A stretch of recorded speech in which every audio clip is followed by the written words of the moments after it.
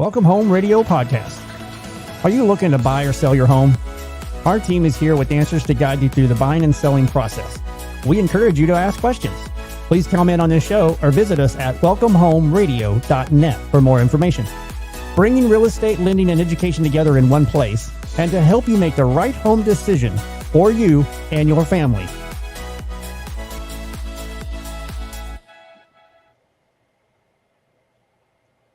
And welcome to Welcome Home Radio, where real estate, lending, and learning come together. It is November 20th, and we're so excited about today. We have a special guest with us, Mark Wolf, a 40-year real estate veteran who leads RE/MAX DFW Associates with 245 veteran realtors that lead and sell properties, advise just a wonderful opportunity. But November 5th happened, and we want to talk about the election and the impact to the real estate world, 2024 and 2025. So comment, ask your questions. We encourage you to get on the website. But here today, thank you, Mark, for joining us. We're so excited to have you, sir. And give me your first impression of what the results came out. And again, I was shocked that we had results that night. I thought it would have dragged on a little bit further and it would have gone on maybe 3, 4, 5 days. But we had a decision. What is the impact in your experience to the real estate world with that decision? Well, Blair, thank you for having me on. First of all, I really appreciate that. We're honored. Thank you. You know, my first time to vote was 1972. And I'm a political junkie, so I'm always watching the polls and different things. I think this election probably has one of the most dramatic effects in our country that we've ever had, at least in my lifetime. It was an automatic overnight change of mentality, it seems like to me. I mean, you've got the football players doing the Trump dance. You've got the you name it. It's like everywhere you go, it is. In my neighborhood, I have little kids in their wagons with Trump flags going down the street now. So it's just been a dramatic change, and I think it's been a change that we were waiting for, in the sense of some encouragement. Let's move forward, and let's get beyond the past and go forward. So for real estate, I think it's going to have a dramatic effect. I really do. So, yeah, I get the sense, and I put it this way, is that there's a sense of hope, I think, that has resonated. I think also there's a decisive impact of, hey, I'm not alone in my thoughts and my fight. I now realize there's more people that think the same way I do, and a feeling of that. But again, translating it to the American dream, which we fully support the American dream. We fully support everyone should have that opportunity, but it's going to impact the ability to reach that American dream, which is home ownership. And of course, that impacts net worth tremendously. So we see a positive, but why do we see rates going back up higher? Why are we seeing these sorts of things happening to the economy? We got hope. Well, the stocks, everything in the economy jumped, it seemed like, that next day. Stocks reached an all-time high in the S&P 500. Therefore, if stocks are up, bonds are going to raise and not lower. But the mindset seems like now there's a goal and we have the opportunity for that. And I think that's where it is. Now, with the baby boomers still sitting in their homes, holding on. They own the home outright, probably paid off, but they don't see a need to move. Do you think this will start encouraging them to downsize, right size, make those changes? Or are they going to still sit still and we're going to have an inventory challenge that we just got to somehow overcome because we've got 20 million extra immigrants that want to have a home too? Sure. I think for the most part, they will sit still. There's just this the whole mindset of America, where you move every 4 years or 7 years, is now more like 13 years. and so I don't see that as a big of a change. I do see home buying increasing, new homes being built. There will be a measure of baby boomers that move on, but I think the inventory issue is still going to be a major issue for the next several years. I don't think there's any way around that. So. With the election, do you think he's going to push for developers to start building to help bring down home prices by increasing inventory? Do you see him opening up some policies, or is that going to be still constrained in some way? No, I see a big attitude change with that. I mean, Elon Musk has already made the comment that one of the goals is to build millions of homes that are needed, affordable homes.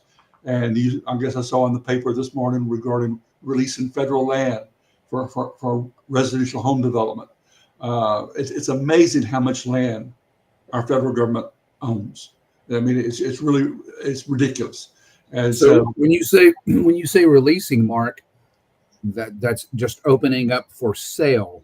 Opening up for sale that developers could buy. Exactly. Right. Okay. Just want to make sure everybody understands that's listening to the show that releasing doesn't mean they're just giving it away and handing it over. We're not going to have the Sooners again.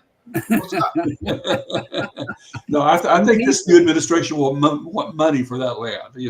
At market value. So, well, okay, we open up some lands, but you still have to have materials. We still have to have the employees to build it. And you said a key word there: affordability. Mm-hmm. We have a generation or two that think they should walk right into a $500,000 home and have what mom and dad have immediately, instead of doing the springboard effect of a starter home, learning what they like, learning what they would look for in their next home. So what I heard you say is that people are going to be sitting still. It's going to be a little longer. That 4 to 7 year first time home buyer is going to possibly stay in their home 10, 13 years. Well, and where I would disagree with that is, yes, I agree with that with the family that's been here 3, 4, 5 generations. But with the new immigrant situation, the explosion of the Hispanic population in Texas. In fact, I saw a report the other day that in 20 years, 70% of all home sales in Texas will be Hispanic buyers. And so they don't have that same culture that you owe me anything. They work hard for what they've got. Yes, they do. So I think, and even in I think the huge demographic change is going on in the far out suburbs in Kaufman County or up north of Denton and Sanger and places like that, where a large measure of the home buyers are Hispanic. And so it's not the white flight further out, it's the affordable flight further out to get their dream home. So, and they're very comfortable with that affordable home. That's their dream. Is there still going on, as I heard about the federal government prompting for either tiny home or mobile home parks being developed for that sort of thing, for increasing home affordability and availability? I don't know that I can answer that. And of course, we're in a new administration. I don't know what their thoughts might be on that. I just see it more of the homes of when I grew up, the 3-bedroom, 2-bath, 1 or 2 car garage, 1,400 square foot home being the home in the exurbs that'll be built. So, okay. Mm-hmm. Now, one of the transitions, I mean, we've dealt with this. I'm going to bring up an old topic, but NAR, the NAR agreement.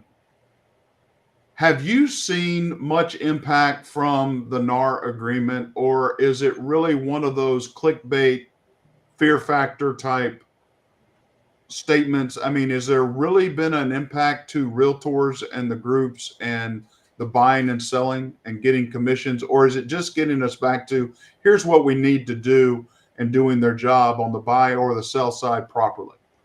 In retrospect, there was a lot of fear. We were doing training for a year on the change. It's a mindset change more than anything else, and explaining your value. consequently, for the last 3 months since the changeover here in Dallas, we've seen absolutely no effect whatsoever. Sellers are still selling, buyers are still buying.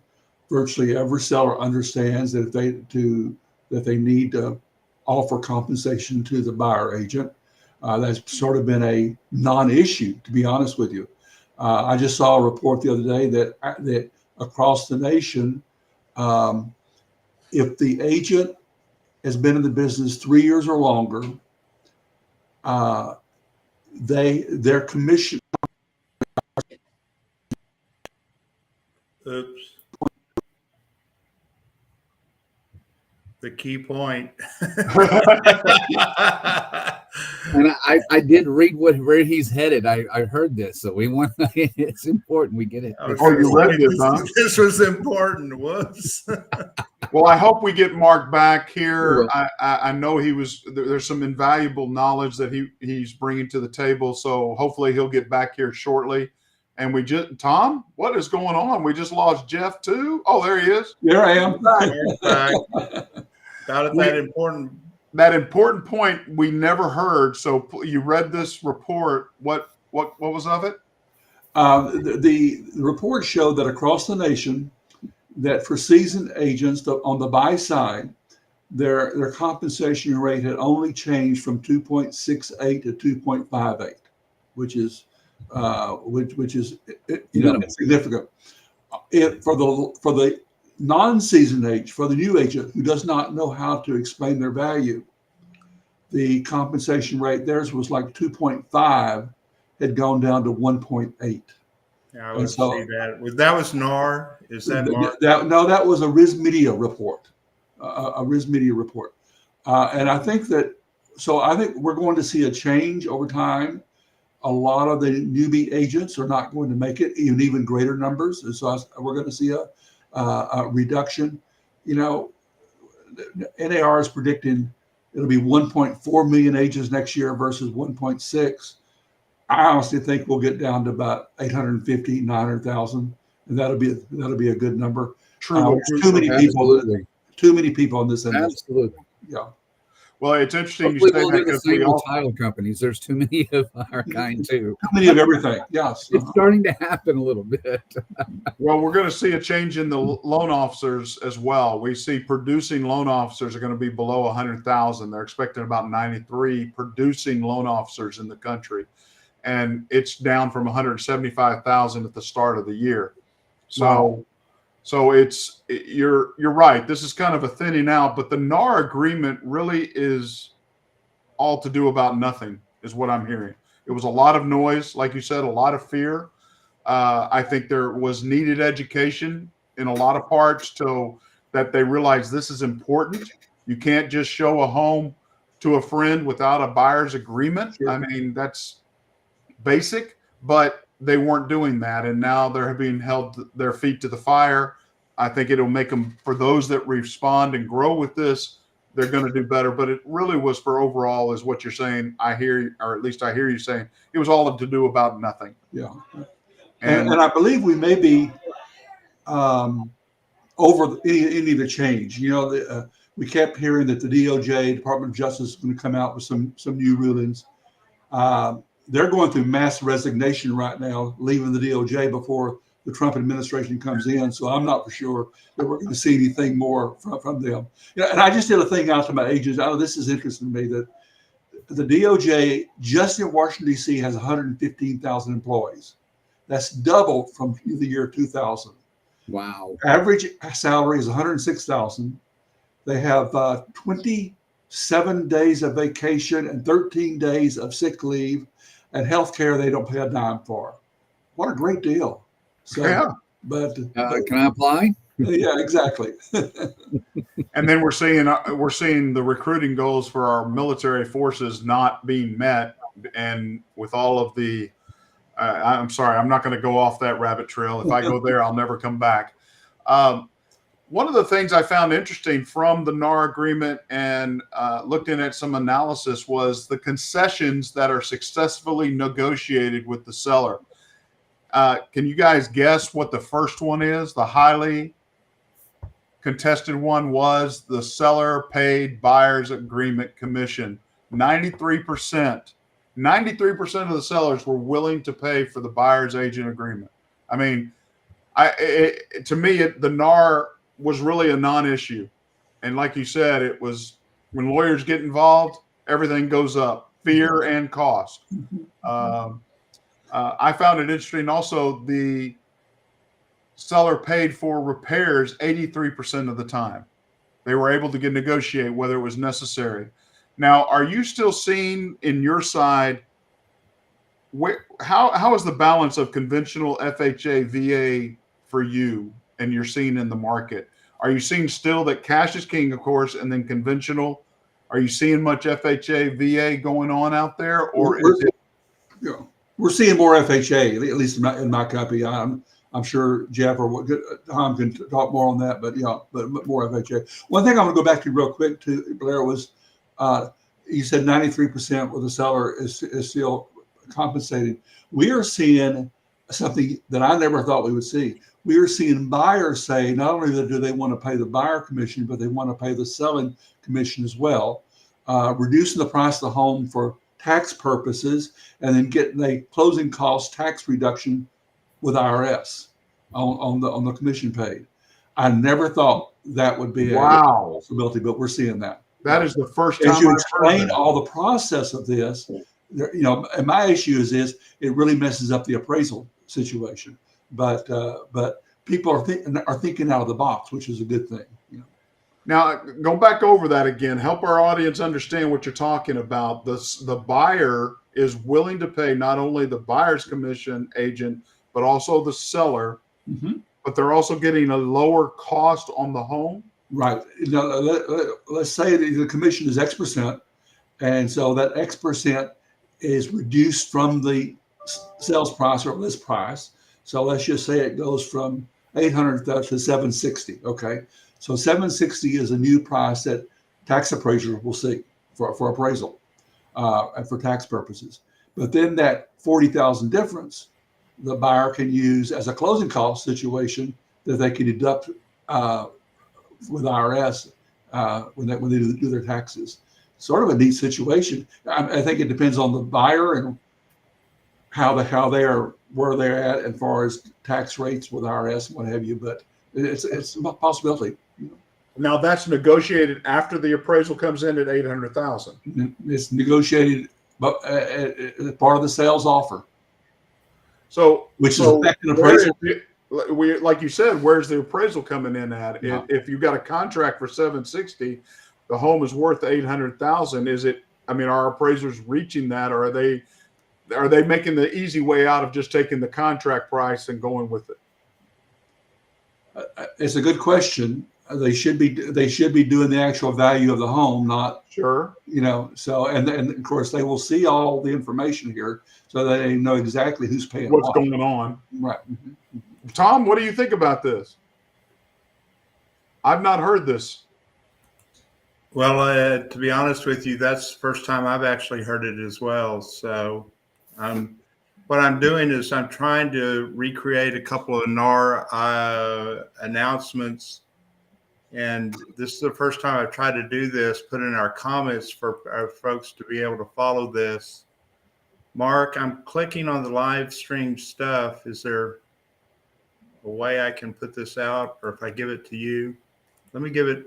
Anyway, we've got a Tom Ferry release that just came out as far as explaining some of this for our consumers out there that are listening about this, that might want to do a deeper dive. These are two of the live streams that we as instructors here at Champions are actually reviewing that so that people have a better feel for what we're talking about. And I think these would be very beneficial. Like I said, I'm trying to get these in, and maybe I just figured it out. We'll get them to Mark, and they'll go out. There we go. I gave them to Mark, so Mark hopefully can do this. These are public YouTube available type situations. One about the buyers brokers value, so the consumers understand.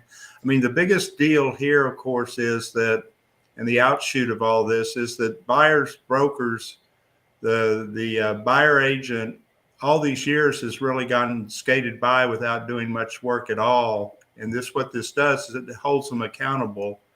And so this will give folks a good idea about what to be asking these different brokers to compare when they're shopping around to hire this services, which I'm happy to hear. I mean, the idea of thinking outside the box and saving money on taxes. I mean, that's the point of the lawsuit, was to give the consumer an ability to go out and do a better job of shopping for, mortgages. And I know that when I shop for a car, I go and I do a lot of things differently than I would shopping for toilet paper at Costco. So, I want to, Thom, and I know with what you do all day, every day, and you're in the education side of things, but I do want to, let's put it back on the consumer. Yes, this was to help the consumer. And yes, it gives them the feeling of more power, and they know. But let's be honest. We also know most of the time when those buyers sign a contract, they read maybe through page 2 and they're done. So I'm just in. I want to be very the same way with the listing, though, Jeff. I mean, you're listing the most important thing you've ever done. Want to complain, but yet, are they really reading through and going through things? So that's me on my. Well, I don't think it's so much a reading part. I think it's the education part. I always believed when I was in real estate, when I owned and ran my RE/MAX franchises in San Antonio, Texas, me and poor Mark getting started about the same time. Obviously, he's much more successful. He's still got his. But when I was doing that, I found myself, that was the most important thing to both buyers and sellers. They're going to believe you, so we have to give them educated, informed information. I mean, that's really the job of the realtor in my mind. It's not the fact that, well, here it is, read it. I mean, we know that there's both. I'm being a little harsh with my how I came across with that, but it's on both parties. And absolutely. If I walk into and enter a contract agreement, I should make sure I understand it. And if my representative did not say that to me, then I need to make sure I ask questions. I just want to be, because I've been in the business so long and know how hard you guys work as far as agents, and Mark, all of your clients. I have so many of your agents that are my clients. They work hard for what they do. So I'm sorry, I had to jump on my soapbox for a second. I'll step. No problem, and I understand where we're coming from, but we're the professionals. We should be working from a professional standpoint of teaching people about what's going on and giving them the pros and cons. Well, let's get back on the election of the new administration coming in. He's a very pro-business makeup. So we're going to see more of a focus on business and the gross national product, I believe. But that's going to impact pay. That's going to impact. I mean, right now we've got median household income is 5 times less than the value of the homes or the median home pricing out there. Do you see this thing shrinking up or changing in a positive way for home buyers in the coming years with this, or are we still going to see home prices go and grow at the time? Because Texas doesn't fluctuate like the coast do. I mean, Austin, I think, is the only place that we've seen decreasing in pricing over the last quarter. Would you agree with that, sir? Yeah, very much so. I would agree. I think for the Dallas market, we're probably going to be seeing a 2 to 3% increase over each year for the next 2 or 3 years. We're just a very solid, stable market. And I do think we're just in a new world where the affordability issue is here to stay. It's not going away. But it's no different than other countries. It's an affordable issue wherever you go. And somehow they've made it work. So we will have to find ways to make it work. It's interesting you say that. The biggest difference, and Thom, correct me if I'm wrong on this, but I believe I'm right. The biggest difference that we have here for Americans is that we offer the only 30-year fixed mortgage in the world. Everyone else is dealing with ARMs or adjustable rate mortgages across the world, and therefore buying a home it's up to the whim of the economy, and how the rates go is where things happen. And we have it fixed. And as we're saying, we've got a lot of 90% homeowners are staying with a rate less than 6%. And they're pretty much, I'm not moving, I'm not selling. Or you got me as a baby boomer going, I paid off my home, I don't want a mortgage, and I'm not going to have a mortgage at 6% or 6.5%. So we do have an inventory issue, a challenge, but we also have, I can't tell you how many people I get in and they have the champagne wishes, but a beer budget. And they've got to be able to fit in affordable housing. You said it, it's affordable. What is that expectation? And helping to set that expectation is very hard. In fact, I have one I've got to talk to tomorrow, $600,000 home she wants to buy as a first-time home buyer on a single income, and she's self-employed, and it's just it's not there. I've got to help her get down to the 250, 280 range, not 600,000. And is there affordable housing available to somebody with that type of pre-approval? You're saying it's coming. I hope it is. I haven't seen many builders focusing on that in certain areas. So do you see a rise in that starter home type design? I do, but I also see areas of Dallas where you would have never considered mine for the last 15, 20 years are now becoming popular again. Places like Farmers Branch, let's say, and the very affordable 3-bedroom, 1-bath homes there. Oak Cliff, Oak Cliff is that dream come true that's come back around. Of course, some of the areas are very expensive, but a lot of the areas, and it doesn't make the thing that has so transformed in Dallas. It doesn't make a difference what the ethnic neighborhood is anymore. People are moving where they can find a home, and they enjoy our mind. My neighborhood is, I've got every type of ethnic group you can think of in my 65 homes. And I think that's just the way it's going to be across Dallas too. So people are moving into Oak Cliff in areas that you have never thought they'd move into 15, 20 years ago. And fixing those homes up, and the whole neighborhood is being revitalized. Weighing the difference between owning a home and drive time to work, is things changing in that realm, or is it still the priority owning a home first, drive time I can accept? What's the mentality out there for the younger generation coming in that are now first time home buying? They're in their 20s, they're starting a family, or they're just breaking out on their own. How is that? Because downtown growth for those singles just graduating college was a nice place to get to, but the cost is amazing. How is that mentality out there that you're seeing? Is there a change to this? No, it's owning a home, however far out that is. And I take in reference, if you go out 114 past NASCAR and you on the way to Decatur, there when you reach 287 is 2 new master plan developments for 40,000 people, Blue Stem and Reunion. Homes start about 330,000. They put the elementary school and the middle school in before the first families even arrived. And now they're moving in like droves. Young families, little kids, affordable, $350,000, $380,000 home. Nice neighborhoods, very nice neighborhoods. But the commute time is horrendous, but that's all right. They've got good schools, good neighborhood, good neighbors. We're seeing builders a change in their future forecasting, that they're going to be back into a positive inventory, a positive build status. Where does that put us in the sense of pricing, where I know jumbo or $1 million homes, they're really, the PGA area in Frisco, they could sell that out right now, but builders are not, they're only building 5 to 6 homes in those areas a year at the best, because they take about 18 months. Mm-hmm. They want to maintain their pricing, so therefore inventory is not going to be readily available for that sort of area.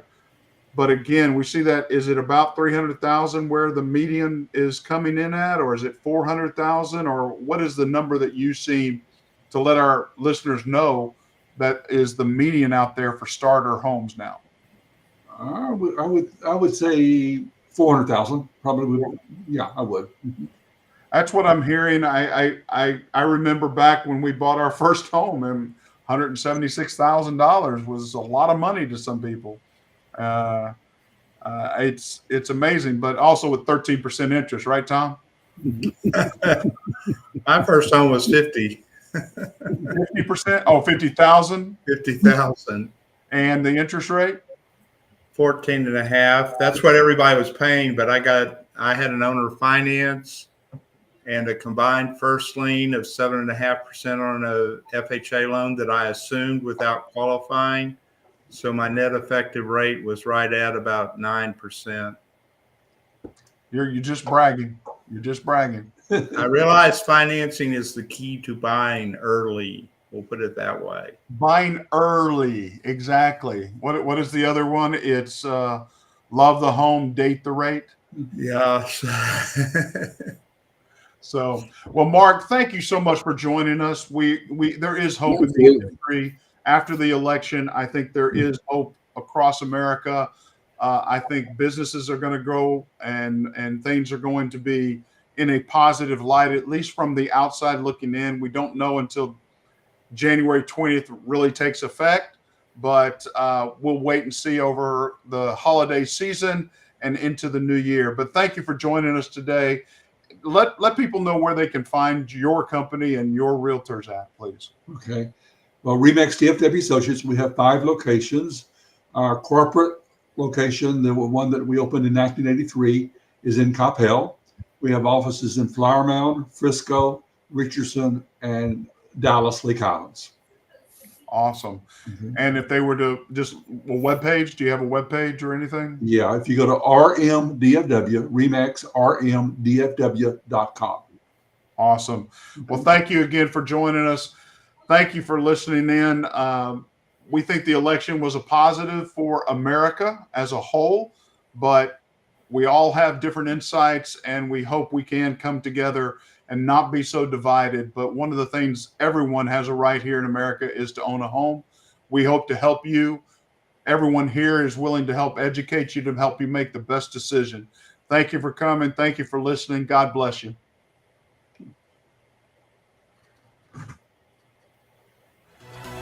Welcome Home Radio production provided by Lunatic Digital. Check the listing of this podcast for the links to our sponsors. And don't forget to like, share, and follow us on social media. Visit welcomehomeradio.net for more information.